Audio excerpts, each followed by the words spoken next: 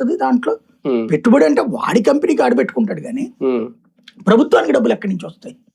ఇది కదా చర్చ. ప్రభుత్వానికి డబ్బులు ఎక్కడి నుంచి వస్తాయి? నువ్వు ఇప్పుడు సెటరైట్ చేస్తే అంటే నువ్వు బిల్డింగ్ కట్టి ఆ బిల్డింగ్ ని అద్దెకిచ్చుకుంటేనో లీజుకిచ్చుకుంటేనో నీకు డబ్బులు వస్తాయి. నువ్వు చెబుతోంది అది. దాంట్లో సంస్థలు పెడితే వాడికి పన్నులు వస్తాయి అన్నాడు. సంస్థ రాష్ట్రంలో ఎక్కడ పెట్టా పన్ను వస్తుంది. అమరావతిలో పెడితేనే రాదు కదా.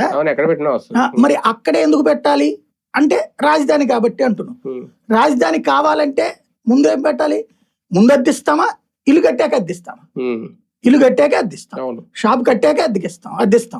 కాబట్టి అది కట్టాలంటే ఎంత కావాలంటున్నారు వీళ్ళు? 1,00,000 కోట్ల, 1,40,000 కోట్ల, 2 లక్షల కోట్లు. ఇప్పుడు దాకా ఖర్చు పెట్టిన దాంట్లో ప్రాథమిక వసతులు మాత్రమే వస్తాయి. ఇంకా మిగతా అన్ని సెటరైట్ అయితే బిల్డింగులు వస్తాయి. ఇప్పుడు కేంద్ర ప్రభుత్వ బిల్డింగులు వస్తాయి. బిల్డింగులు రావడమే డెవలప్మెంట్ కాదా? ఎట్లా అవుతుంది? అట్లయితే కనుక ఇప్పుడు నాగార్జున యూనివర్సిటీ డెవలప్ అయిపోయినట్టే కదా.